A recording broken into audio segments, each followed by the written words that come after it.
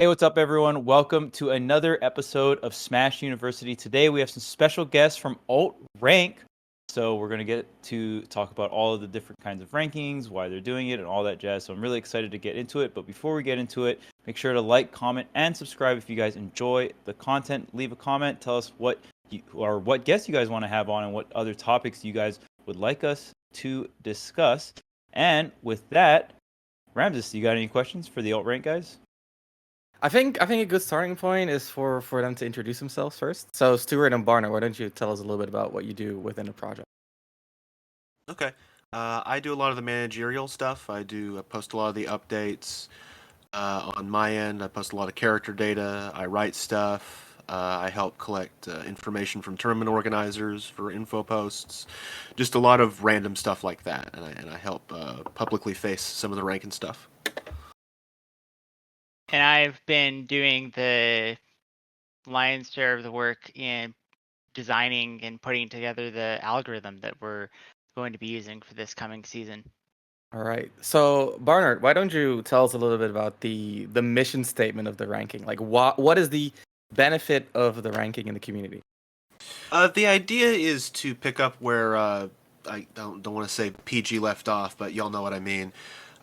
We collaborated about a lot of the former PG Stats people collaborated pretty quickly after the circuits imploded, and we made a slapdash ranking. It was a merge of multiple algorithms.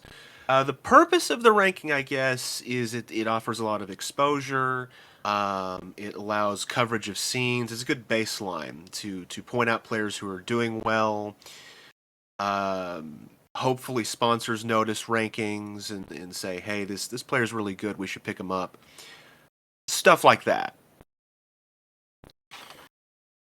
Yeah, that stuff is very, very important. And so my big question is, how does your guys' rank system work? So I heard the word algorithm. So is it pure algorithm? Because I know for PG Stats, there was also a panel involved with an algorithm. It was like a combination, right? So I'm wondering how your guys' ranking system works, just on the baseline. Yeah, it's entirely algorithmic.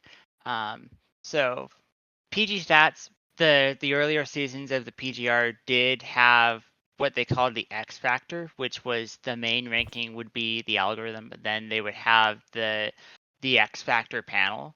But we haven't we haven't decided to do something like that because it's just a lot of work in putting a good panel together, and we don't really feel it's worth it if that's not going to be your main end product. And the idea of doing an algorithm in combination with a panel is also something that was discussed in the PGR days and still a bit today. You have an algorithm and then a panel adjusts it after, but like Practical Tasks, the guy who did the PGR algorithm and later ran its panels, I think his response then still holds true, which is that if you're going to have a panel, why have the algorithm to begin with? So. Right. I agree with that. Shout out to Practical Tasks, man. Yeah. Practical Tasks does a lot for both Melee and Ultimate community. So Absolutely. yeah, I guess we can go around the horn just real quick and kind of get everyone's opinions on ranking. I know rankings in general can be, a pretty spicy topic when it comes to panels versus algorithm, because I know this was a huge talking point. And if you guys, if any of the viewers have joined the Ultimate community as of recently, within like the last year or so, you guys won't know all the drama that came with the PGR, right? The PGR was a very great system. It helped and gave a lot of players opportunities. It was fantastic. But there was also a lot of controversy around it because of the panel system tied with the algorithm, right? So me personally, one of my gripes with the PGR was that it would change every season. And I think making changes, like adjusting the algorithm, is fine, but there was some seasons where high highs were worth like a lot to the panel, right? And then consistency the next season was like really valuable. And then like there was huge swings in what was valued, right? And when you're talking about a ranking, there's so much things that go into it, like so much. So by no means am I complaining, but there's no ranking system that'll ever be perfect, right? At the end of the day, things will get valued in certain ways, and some people value high highs more than consistency. Someone that got a super major win over someone that places like their highest placing's third, but they're always within like that top 5, top 6 mark. You know what I mean? So there's always that controversy. But I will say, when something is just an algorithm, there's way less room for backlash, right? Like you can't be like, oh well, this panda person is ranked higher than this other guy, and da da da da da da, because you guys have a panel and you guys run the. When it's an algorithm, it's just like, well, hey, here's the, like, we have the algorithm, here's the formula, and I don't know if you guys even make your algorithm public and what values what, but when I think the most transparent way you can be about anything is like, okay, hey guys, look, this is the algorithm, and going forward, like, this is what's valued at what, and then that's that for the season. It's just black and white at that point, right? You can make tweaks to the algorithm, but when there's no panel, then there's no it it's way harder to bitch when it's just an algorithm. That's like my main TLDR. Ben, what do you think? Yeah, I mean, I think that, well, like, kind of zooming out, right? Like, kind of you already talked about. I do think that having it in this where it's just like a pure algorithm is great. I think that if changes need to be made, then it's like, all right, well, we change the algorithm, right? Versus other people can get convoluted. There's going to be inherent biases, like blah blah blah, right?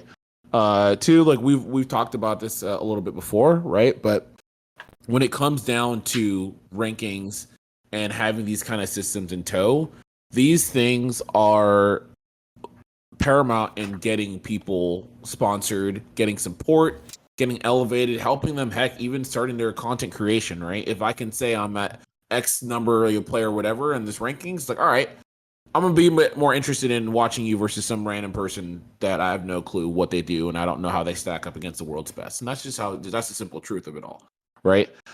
So, and you can even see the difference it's made in our community versus, like, say, if you're looking at like traditional like FGC, right?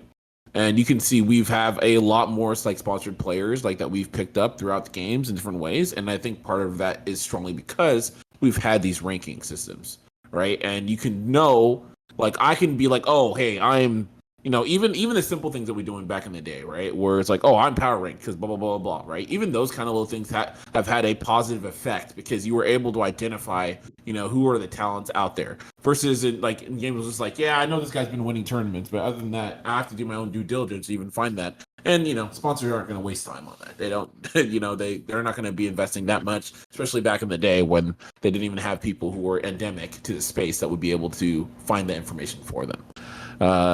But that all being said, I think it's great what Rank has been able to do. I think that for me, I love seeing this. I think especially right now, it's important because just we've lost so many different things. And so we need to have something that kind of ties everything together for this game, especially in older game, in light of a numerous amount of fighting games that have just recently dropped and that are going to drop next year and platform fighters. It really just is a glue that kind of holds the scene together, as it were. So, it's just phenomenal stuff. And I personally also would love to see more stuff tied directly into that. Like, I mean, I've always felt in my head that if we have a appropriate ranking system and it's cohesive enough, like, it should be very easy to do a circuit in a way that is like not so like I think that we can have a circuit in a way where we're not having people like fighting over everything. Something where it's more like communal. I think that should be very easy. I always felt like that should be a natural progression for these things. But no, that's a whole other topic. But yeah. Psych. Actually, it's super fucking hard. Okay, Ramses, what is your opinion? Okay, so I 100% agree that rankings are super important, and there's a big reason that we have so many sponsors in Smash is because of rankings.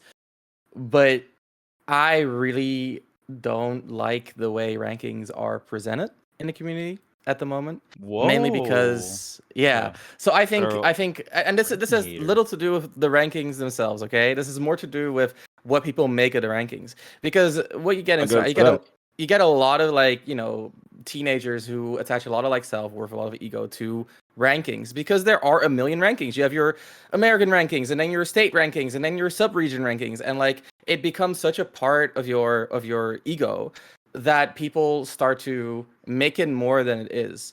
And then you get things like, I'm better than you because I'm ranked higher. Whereas in reality, like a ranking, even like you can say, oh, it's an algorithm, it's objective, but you have to bias your algorithm in certain ways, right? Like someone designs what an algorithm values. So in that sense, like, you're right, Charles. People bitch a lot less if there's not a like a council or whatever you call it. But Panel. at the end of the day, yeah, exactly, a panel. But at the end of the day, it's just as subjective. It is, if not, like I would say, like if you have a panel of like 10 people, it arguably makes it less subjective because you have like more perspectives. Anyway, point being, I don't like the way that it's looked as like a very objective thing, and I think recently, now that we have more rankings, that's kind of going away. But I think it does a lot of damage to people's ego, their self-perception.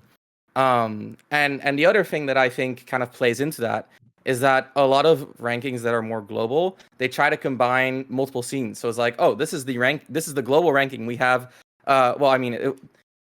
they were called Panda Global, so it wasn't global ranking. It was the ranking by Panda Global, but it was still like a little bit weird. But anyway, like a lot of rankings, they present themselves as global because they have American players, Japanese players, European players, Australian players, and there is still like not a great system to compare regions that have very little interaction. So I don't want to be all negative here, because I think there's a lot of good about the rankings, and I think, again, like if you think about it in terms of what it does for the scene, it is by far a net positive. It is entirely net positive, and I respect the rankings and the work people do on rankings so much. But I think a lot of the culture surrounding the rankings and the way they are communicated, I think there is some room for improvement there, for the sake of how people use the rankings, because they're a tool, right? It's information, and information always needs to be interpreted correctly. What do you think, Tony? So I understand the importance of it to infrastructure. However, I'm something of a purist, especially for competition, and that I tend to separate things like infrastructure and necessary from, well, coaching. So whenever I'm coaching players, I don't think there's ever been a point where I underscored the importance of somebody's ranking to them. And by that, I mean, nobody, or whenever people are motivated by rankings, it's in a way that could have been replaced by any other kind of motivation and not been worse for it. And so it's either the same or it's better whenever we make a different kind of motivation, whether that's intrinsic or extrinsic. And so as a coach, I personally am largely indifferent to rankings. However, when they do come into play, and whenever I'm working as a coach, it's almost always in a negative context. So I share Ramses' opinion that it's usually an issue, not because rankings are inherently bad, but because of how players and individuals tend to relate to those rankings. And so whenever we have these kinds of rankings, I think it's important to understand that your rank is not you, and it's not inherently indicative of your performance, because just like tournament results are not necessarily related to how good you are or aren't, and don't even always necessarily represent who the best player at the tournament was, so too rankings that rely on these tournament results also are inherently flawed as skill representations. However, that's not generally what the point of rankings are, in my understanding. And so I think what Ramses is referring to as subjectivity is, what are the rankings evaluating? And that's actually a question I would like to specifically ask our guests here from UltRank. Like, what things do you personally, or rather, what things does the algorithm personally value as indicators of this entity should be ranked over that entity because of these factors in a tournament performance? Like, how do you guys represent the differences between regions and say, oh, well, a win against this player from this region is more important than a comparable player from a different region? So, yeah, There's a lot to go over there. I agree with a lot of what Ramses and Tony said. Like our algorithm is not objective. No algorithm is objective. What it is it's consistent in how it applies standards. And so what the algorithm that that we've been working on, its main thing is we don't want to like enforce players to attend every event, but we don't want to. There was a situation that's come up in the past where people have chosen to like not go to events specifically because they fear that it would tank their ranking. So that's also something that we've been working to avoid. The way the algorithm works is it basically looks at each tournament you go to based on the players you beat, the players you lost to, and who you outplaced and were outplaced by. It generates a score for that tournament, and then based on your overall attendance throughout the season, and how that tournament stacks up in terms of its value and the tournament tier system, as well as if it was one of your better tournaments or one of your worst tournaments, uh, that the score that gets fed into a weighted average of all your events. So the way we've been designing it, this is not the first algorithm to try to do just take an average of all your performances. But what sets it apart is your attendance factors into the weighting. So if you don't have a lot of tournaments that you've attended, then your best results are going to be weighted lower. And if you have a lot of tournaments that you've attended, then your best results are going to be weighted higher. And That's cool. No, go on. I was just saying that's cool. Yeah. So the basic idea is if like there's players with all sorts of different ability in terms of how much they can travel, and we really want to try to be fair to different to people in different situations. So if you have you don't have a whole lot of results, but they're pretty strong, then you're going to still end up being ranked pretty high. But if you're someone who attends a lot, who gets a lot of good wins, but also has some rough performances mixed in there, your strongest performances are still going to take precedent.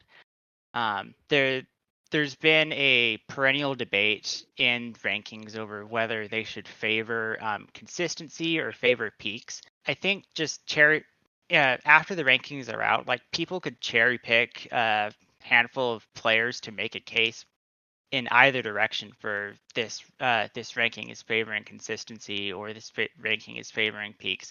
I think in aggregate it's a pretty fair system. As far as region balance, that was another big thing that led to us going in this direction, because a lot of past rankings, they were how different regions were ranked was highly dependent on the volume of events that they were putting out. So like a good example is the spring 2019 PGRU. It had a lot more American events than Japanese events, and there was a perception that Japan was being pretty underranked on it. Like you had Nietono, who won an Umebura, a Japanese major, and got it was like it was a top 8 finish at Umebura Japan major, which was their biggest tournament, and he was ranked like 45th, which like everyone thought was very low. And then this year you have the US. It's not putting out as high of a volume of events, and the events aren't being as well attended as in years past, whereas Japan is just putting out like all these super regionals, all these majors. Like this year, Japan is really the center of the Smash scene in a way that I don't think it's been in years, if not ever. Never to this scale. It's ensuring that we have that Yeah. Ensuring that we have that balance of regions, the way the algorithm just takes an average of attendance, it's a lot less vulnerable to being flooded by events from one region, and just on that basis alone, ranking players from that region higher. Nice. One thing I want to tie back into what Ramses was talking about earlier about just rank affecting players within the Smash community. I think that's a very global thing in gaming in general. When you think about anyone that talks about any game, usually one of the first things, especially if you're at like some kind of tournament or if you guys play ranked within the game, is what is your rank in League? What is your rank in whatever X game, Y game you play? So I think ranking in general, because there's so many other games that you can play online and climb ladders, ranked ladders, and stuff like that, right? So it's a very common thing in gaming culture nowadays to always tie things with ranking. But coming back into alt rankings topic, how many times? I'm very curious how many. One, I don't know if you guys can explain every single factor that goes into the algorithm, because there's like peaks, consistency, right? And I don't know if there's more factors outside of that. There has to be more, but I don't know if it's to the point where we could understand it. And then how many times has the algorithm changed since you guys started? Those are my two questions for you guys. You want to go first? Yeah, Luke? I can take some of this. Algorithm's still being developed. A lot of this was adapted from Orion Rank, and we learned a lot of lessons from that. Like the tournament tiering system is entirely just Orion Ranks, but a little more specific, a little less complicated, a little more polished. Which itself is more or less just what the PGR system was. It's just we also take rankings, like regional rankings, into account, stuff like that. Yeah, there's a lot of factors you'd think about, like outplacements. So, if like Light outplaced Zomba or Proto Bantam or somebody, that would be taken into account.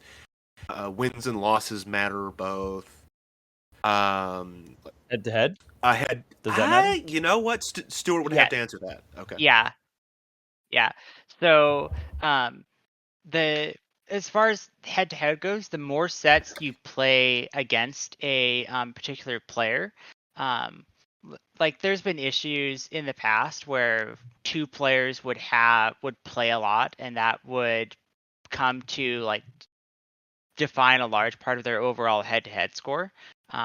So the more sets two players play against each other, the less each individual one matters. That's good news for Aquila. I know. I was like, That's good news for Aquila. Yeah. What's it gonna be? Like, I call it keep losing.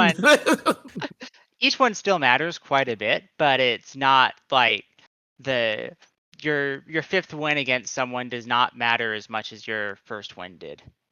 There's some diminishing returns that goes into it. Mm-hmm. Right. Absolutely. About losing, if I can jump in real quick, because I know in sports ranking there are certain rankings that don't punishes losses directly, because you're already getting punished by not being able to play more opponents, get more wins, right?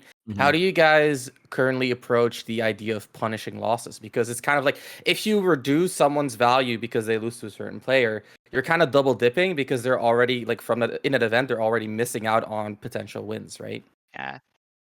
Well, of course, Smash uses a double elimination system generally, so that's not getting sent to losers. Like usually it's not great, but you can also have cases where if you're in losers, you're getting twice as many wins than if you're in winners. So if the we do like another aspect of it is that not all losses are created equal. There is a difference between losing to someone who's like 55th and someone who's like 255th. So we don't want to. There's a big debate in the like ultimate stats community about what we call loss posting, which is when you zero in on who a player is lost to, and largely ignore their peak results and rank them a lot lower. So we try to avoid doing that in UltRank. However, I think that who you lose to is very much relevant for rankings. That is something the algorithm takes into account. However, like if you take a bad loss in losers, but go on this big losers run, then that's still going to come out as a positive event for you. Okay, Alright, so like thank you. if net like positive, yeah. right, like if MKLeo got upset by a local like a local Sonic. PR Sonic, Yeah. right? Local gym. Sick. It has to be Sonic. Has to be a Sonic. Damn. And then goes on a crazy loser run. Overall, it's like it's a complete net positive Yes, regardless, right? at that Even point, if yes. he got At upset. that point, yes. Yeah. Think like his Nice. frostbite. I mean, obviously Karama's a really good player, but the run he went on at Frostbite 2020 is mostly unparalleled. You know, net positive for sure, career defining even. Right. The net Yeah. positive, that's the best tournament run in Smash Bros. History, really. At least in Yeah, post post melee. melee for sure. Right. Yeah, that's so interesting. So how like with all these factors in mind, how often does the algorithm change? Because I would assume it's as you guys are learning a bunch of different things, you guys are also like tweaking the algorithm, right?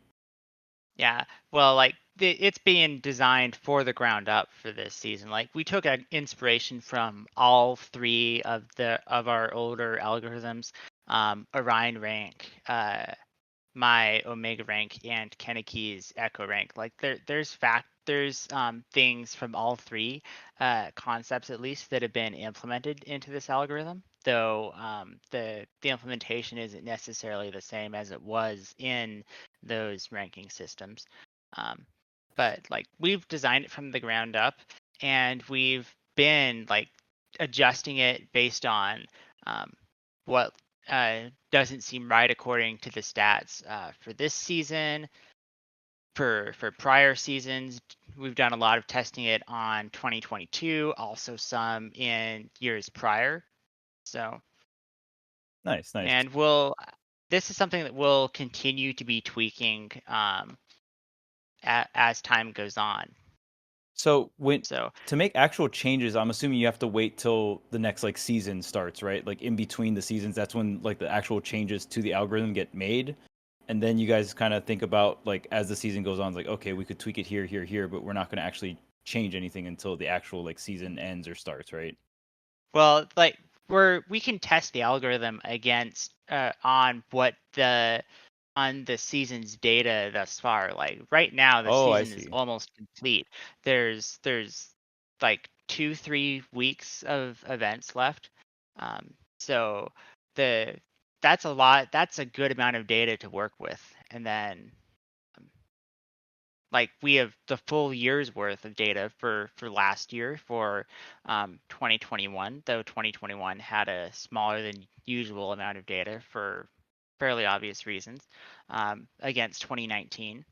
So you guys can test So algorithms by just like, okay, we have this algorithm, like plug it in with this, like with the 2019 Yeah. data, see how it all pans Yeah. out, and then like, does this Mhm. look whack? Does it not look whack? All right, sick. Like, boom. Then you can go back to the Yeah. lab again, essentially, right, and tweak the You algorithm. can you Oh, can wow, take that's really all sick. the lessons that we've learned from past seasons, criticisms from past seasons, stuff like that. Plug in the data and work with it from there, so we don't have to fail and learn repeatedly with this time because we have years and years and years of stuff to use. Yeah, like a big criticism for fall 2019 PGRU was Quick, this European player who didn't have a whole lot of opportunities to go up against top 50 players, but took a set off Ken at Congo Saga, took a set off Gluttony, wasn't in the top 50, wasn't even in Area 51, and by the numbers that season he really should have been. So that was a big when I back in like 2020 when I started work on my previous ranking project, Omega Rank. That was a big goal that I had that I eventually succeeded in. Making sure that Europe was fairly represented in that way, and the UltRank Hey, let's algorithm, go. Let's get it. Hey. Ah, fuck Those them. my Hell yeah. boys. I'm kidding. I'm kidding. Oh, What? still Um, there's that bar. Wow, I can't No believe shot. Quick was not ranked 50. That is, I that totally went over my head. I did not know that, and that's just crazy considering the wins that he had. And shout outs to Prime Saga 2GG for bringing out all the different Samus players to come out and play. That was in like 2019, so that was really cool. Cute. Mhm. Who else? What was the Japanese YB. Samus I got to play?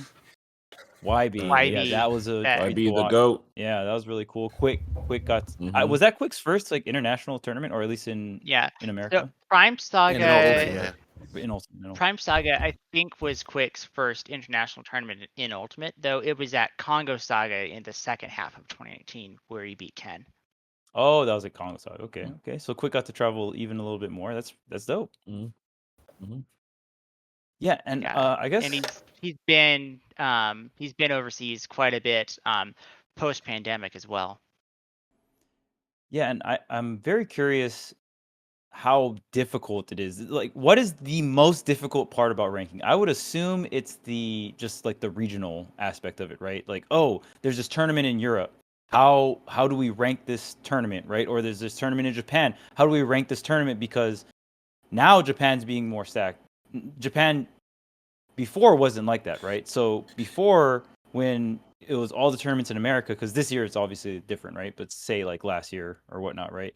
Where all these tournaments are centralized in America, where most of the talent gather, but then there's these other areas and regions that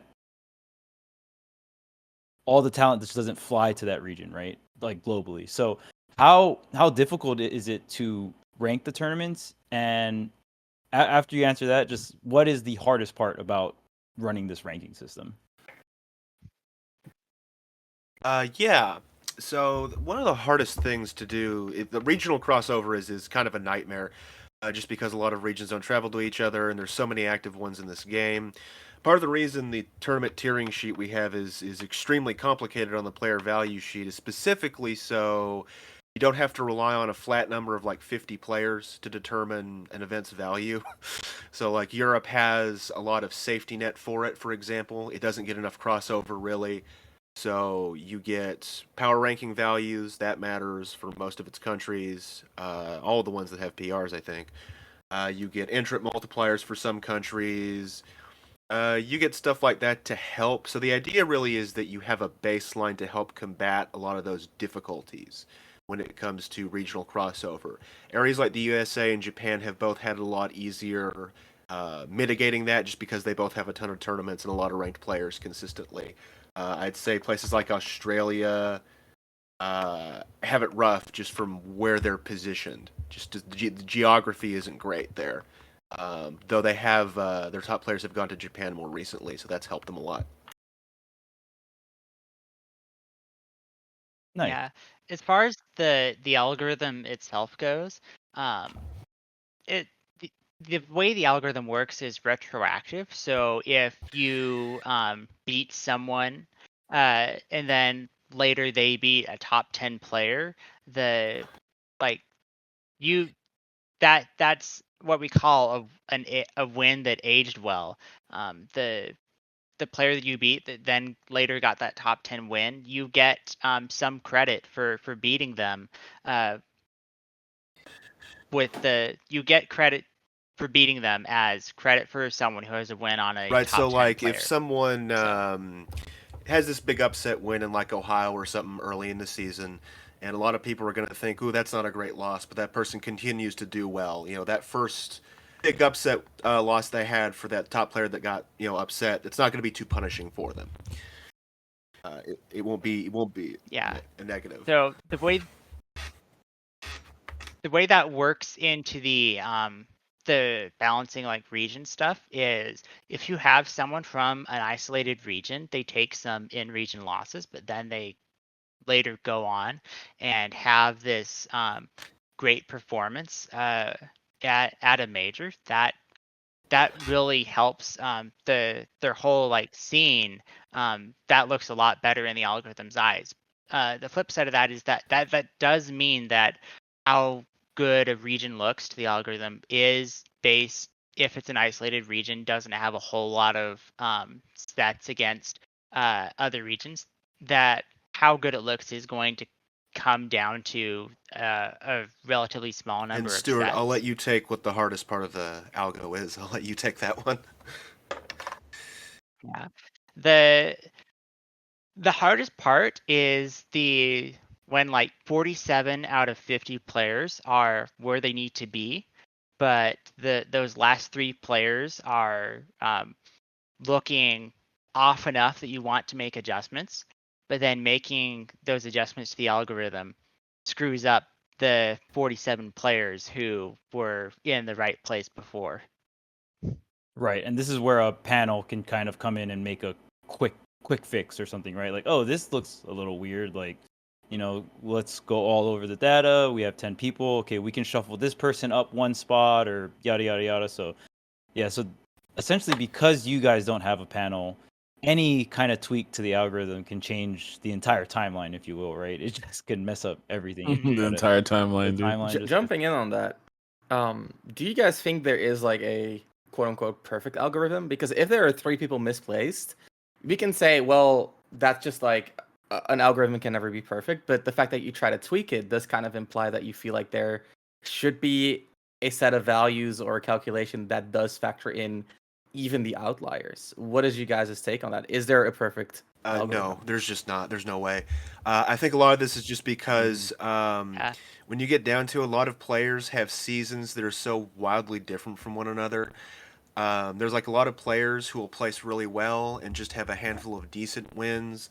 And you have players who peak and valley. They'll peak in insane ways and then valley terribly. And it creating an algorithm that perfectly considers both of those is extremely difficult. And then you add things like high attendance and low attendance, and it gets really messy. So ideally, a panel could sort it out, but it's very difficult to organize a panel in Ultimate. So are you guys trying to approximate a perfect algorithm, or what is then like what is the Yeah. how What do are you the settle? changes you're making in that scenario then? You can have there's probably a theoretical algorithm that will output something that looks perfect to your eyes, but then you really sit to the community and they're like, this Right. is awful. What are you doing? So Don't look at my tier list. Don't look at my tier list. yeah. So we're not letting the perfect be the enemy of the good. Like, I think what the algorithm is outputting right now, I think like we would be happy releasing that, but we are trying to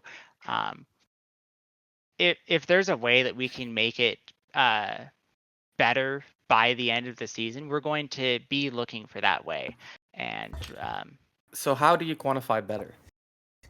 I mean, a lot of it does come down to the eye test, to looking at who a player has beaten and lost to, and their placements, and seeing if maybe the algorithm is being too harsh on them. It's overweighting these 2 like majors where they didn't even take bad losses. They just had bad bracket luck, and then it's not putting enough stock on this major where they got like 5th or whatever. So you guys essentially do have a panel. It's just that the panel are the guys that are To making an the extent, the I would algorithm. actually agree with that because there's a lot of But- like you said, a lot of eye tests to it. Yeah. Yeah, where you just look at Eye it tests, and yeah. oh yeah, go ahead, Stuart. But then, regardless of how we feel, the algorithm is always going to apply the standards that we set. That's a big consistently. difference. You're not going to change 2 or 3 things. Yeah, Right, the You're not results going are to change always 2 or 3 things and have Yeah, a and it's mess also- ensue. Sorry about that. So the Yeah, no, that makes panel. Oh, go ahead, man. No, I was just gonna add too, and it's like obviously you're gonna have all the data sets, right? That's appropriate there too, because obviously people like our memory sucks in comparison. So sometimes it's not even like just their inherent bias. It's like someone's like, oh, I thought this happened. And it's like that did not happen at all. So Yeah. that's the other beauty of the algorithm. I mean, I think that's also going to play a lot into how the ranking is perceived, because like people notice the time someone got like third at a super major and don't Exactly. really notice all the times that they didn't make top 24, Right. or Yeah. when they got 33rd at a C tier. So like there's players who Wow. we could make the perfect Ramses we like could make the perfect algorithm, and then then players are still going to be like maybe 10 places lower than where they were expected to be, because their highest profile results are going to be their best ones, even if their best results are a small minority of their overall results for the season. So since you guys, so the way I would describe it is you guys have a panel not for the placings, but for the values of the algorithm. Have you guys, I think that's fair. yeah, have you guys considered extending that panel rather than focusing on like a quote unquote like fixed panel, like an X Factor panel? I mean, there are a number of like other statisticians that we've been consulting with for like where do you think, based on the results this season, what's the range where you expect this player to fall within?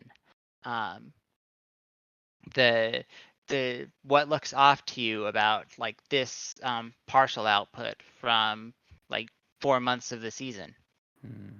And the expanding that is something that might be something to consider going forward. That's not something we've really talked about, but like getting some like tournament organizers or top players who know their stats in that group. Yeah. Yeah, and I Okay. feel like Yeah, interesting. it must get so complex when just thinking about rankings too, because even if you ask someone that knows a bunch of the results, do they know every single result globally, right? And I think that part is really hard. And when you're consulting other people, like if someone came up to me and they're like, "Oh, what do you think like X player should be ranked?" I'll just be like, "Dude, shit, I don't know, man." Like, and I watch a lot of Smash tournaments, right? But it's like almost impossible for everyone to watch every single Smash tournament across the globe, right? And even just trying to keep up with the results. So like the amount of knowledge or data you guys have gone through, I can't even imagine.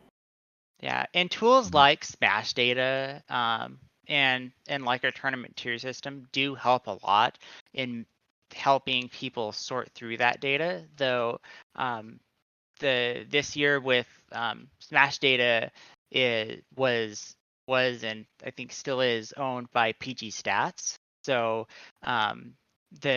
because of that, there hasn't been as much work going into it this past year. There's a lot of like data errors that haven't been corrected. So it's or tournaments that didn't make it into the database. Like there was a Sumibasho, a Japanese regional, that was won by Ron the Yoshi, that's still not in Smash Data despite it happening in like March. So it is a bit harder for someone to keep track of all the data this year than it's been in recent years. But there's still it's Smash Data is still a great tool for keeping track of all that data.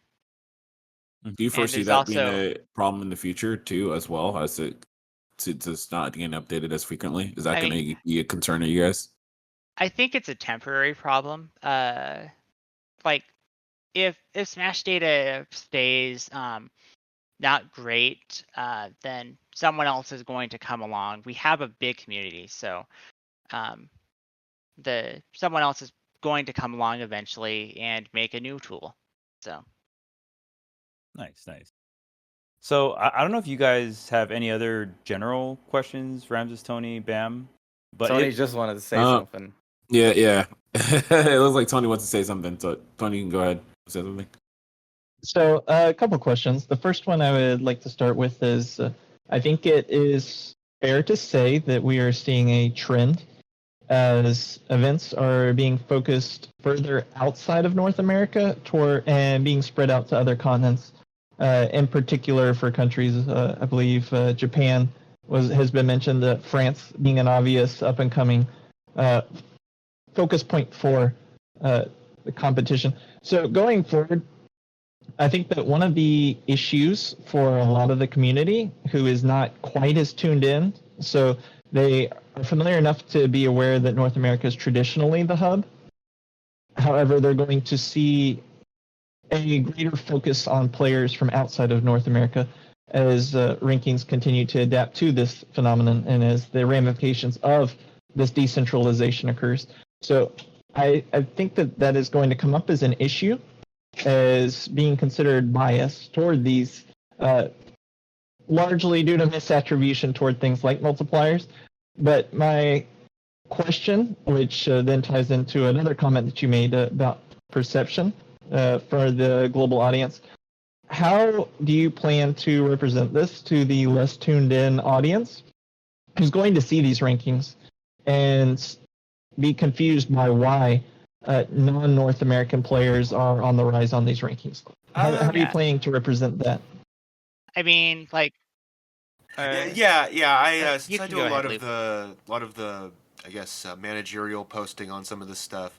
There's a certain point where you just have to accept that some people aren't going to like that. But I think the best way to go forward with it is just to emphasize, it's a global game, increasingly so, and I think it's important not to tie a lot of worth on like tiers and rankings to like your value as a player or something just outside of the game, like in a more abstract sense. I talked about this yesterday with somebody that like some events that a lot of people perceive as majors that might have been majors 2 or 3 years ago really aren't anymore, but you can still go and have fun. I don't know exactly how to play it to like a Twitter crowd, big social media crowd, just because I just feel like after a certain point, there's not going to be a way to satisfy everybody. But the broader point is just that it's a global scene, so there's going to be a globally managed results. And I think changing things from 50 players to 100 was a good first step.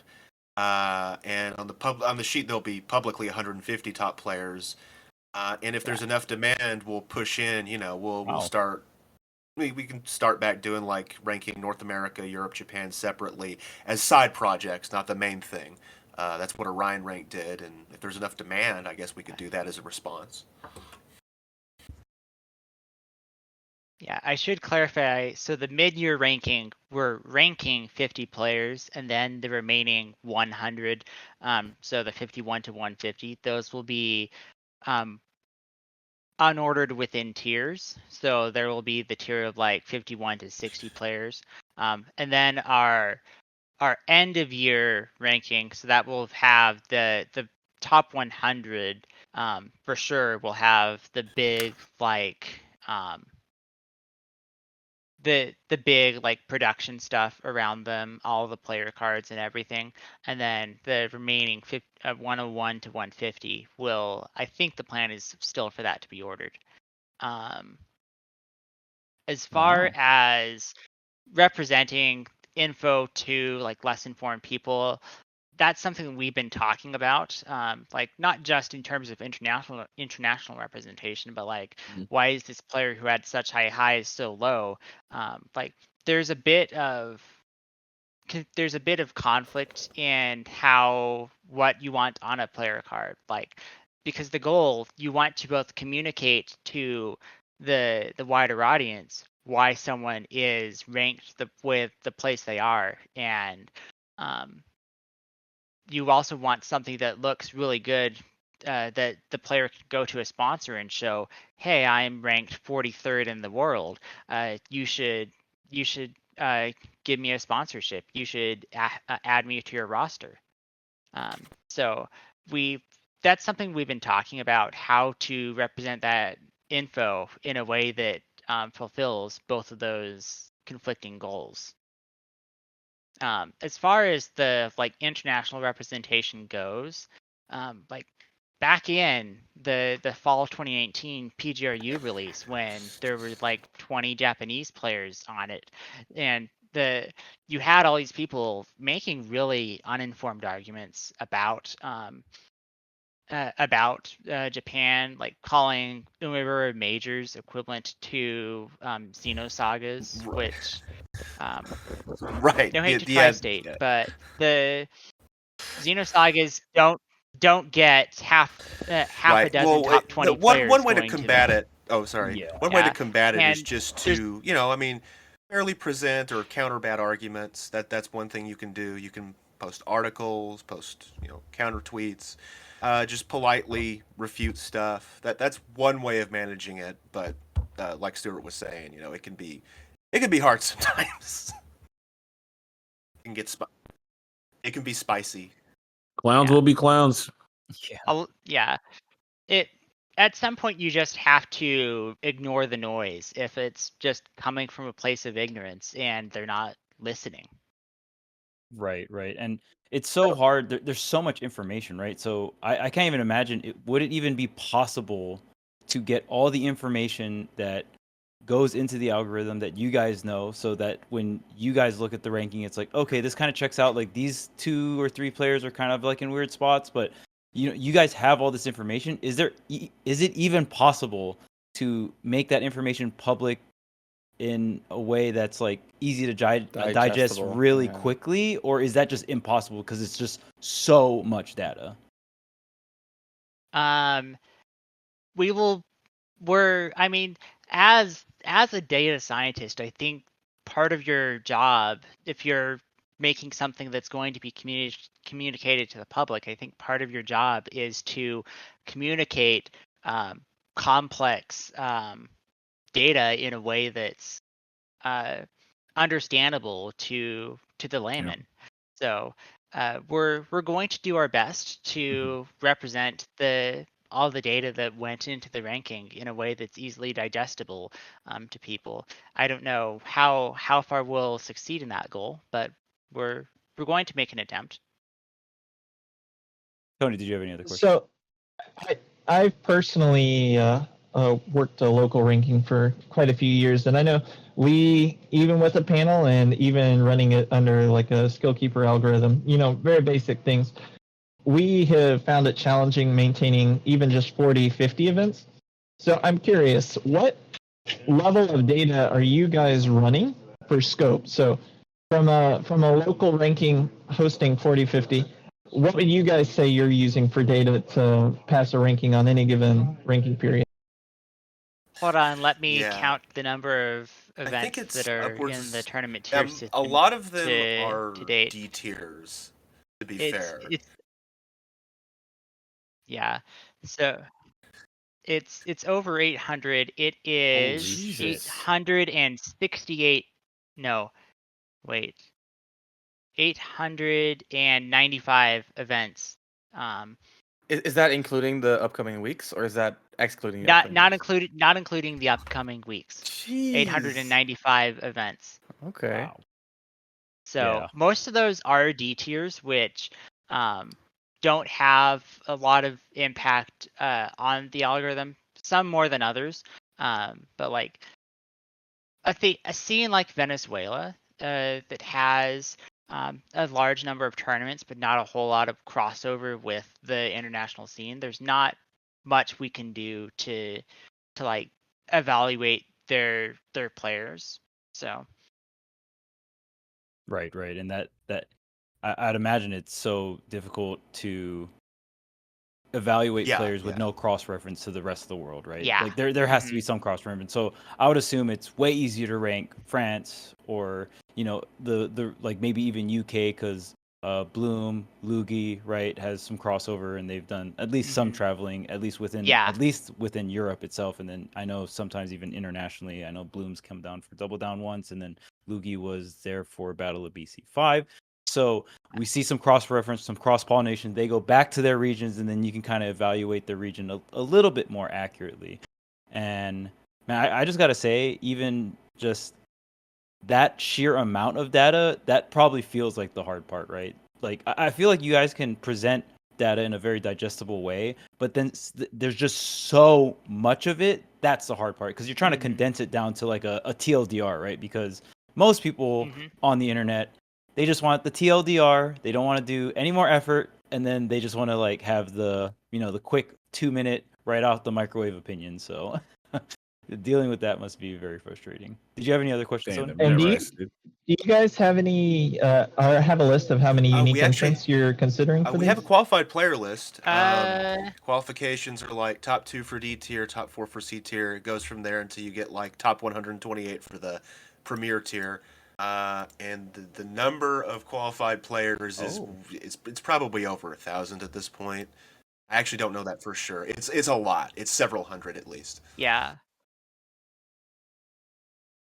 All right, raise your hand if you're qualified. All Oh, right, wow, look at this guy.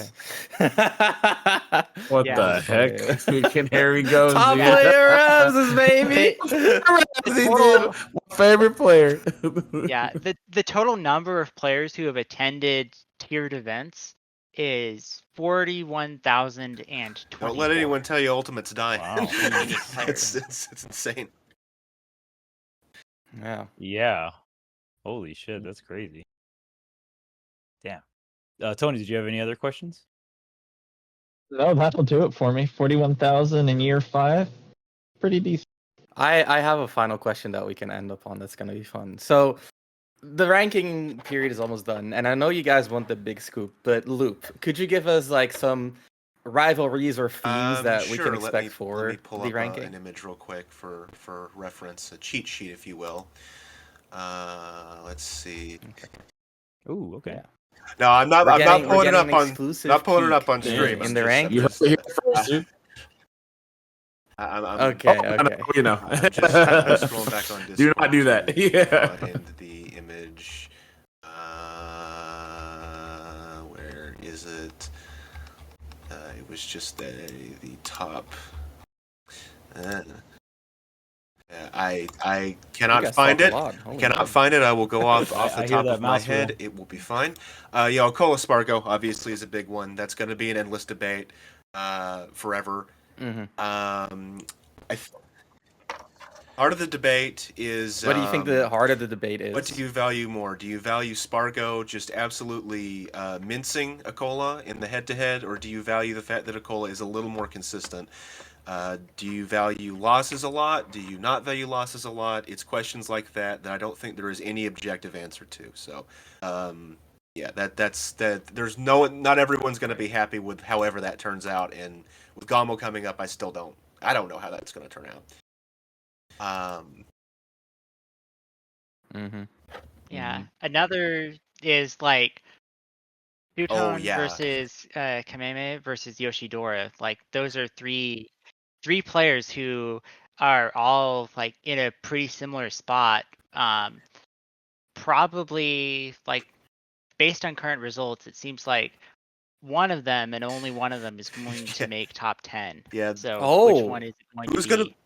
Yo. Holy shit. Okay. I think Juicy. That's a scoop. That's a pretty good one. I like that. Yes. Yeah. Yeah, Of that's course, the thing Gamo about like could MK shake Leo everything is up. where MK Leo's yeah. going to land is still very up in the air. I mean, I think most people would agree that first is out of the question at this point for the half year, but yeah. And even second. No, yeah, you're Okay. yeah, like A little where he could end hesitation. up is going to be Nah. really interesting. Like if he improves his head-to-head with Riddles, that could be really interesting because it's hard to say where he's going to end up. It's like you have a lot of players in that bunch there. You have like Mia, Light, Tweak, Riddles, Leo, and it's hard to say how it's going to shake out. It's going to be one of the most unpredictable top 8s past the first couple of players, or top 12 or top 10s. Yeah.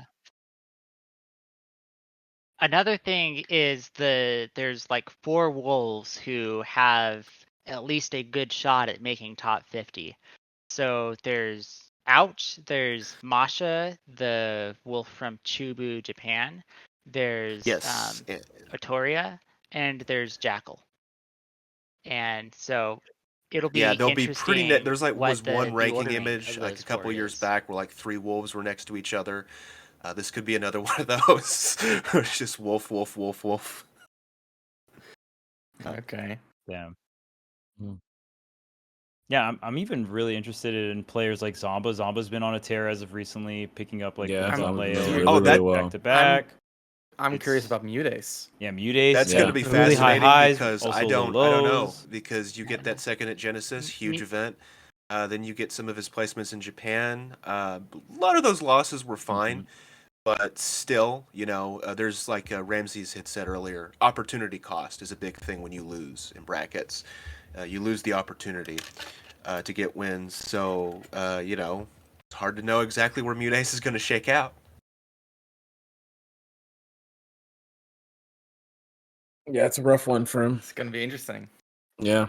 I'm another player that I'm very interested to see where they rank is Bloom Forever and Lugi. I think those two players from Europe are very strong, and I know the sample size isn't like the largest for them, but I know you guys have within your own systems ways to kind of boost players that don't have as much travel opportunities as others. I think that's, by the way, that's very sick. That's really cool. Smash, being a pro in Smash is very expensive. Let's just say when I like started traveling out to tournaments during like Smash 4, I started noticing like a pattern. I was like, "Oh wow, a lot of people here have money to travel." You know what I mean? Because it's just not cheap, right? If you see someone that lives on the East Coast at every single 2GG Saga event in Smash 4, it's like, well, and they don't got a sponsor. They're rich. Yeah, I mean, so, they had to get there some way, right? Like, parents got money, they got money, something. So it's definitely, it's opportunity cost. So seeing that For there sure. is a system to kind of somewhat make it a little bit more fair. Obviously, you cannot make it completely fair for everyone, right? It's just like that's impossible. But there are systems to kind of weigh it in or within or without someone's favor. So. And just big regional stuff, right? Like, obviously, someone's not going to be able to travel freaking from France to freaking SoCal every freaking month or something, or every month of those kind of things, and vice versa is what it is, right? So that has to be accounted for. So yeah, I really do love that because it does push the. However, may they get upset and Loop, you have to battle all the clowns on Twitter, but at the end of the day, like it's something that needs to be known, and over time, people will get in a better place, right? Where they recognize that we are having that hey, this game is global. It's been global, and it's just more and more relevant as we go on, right?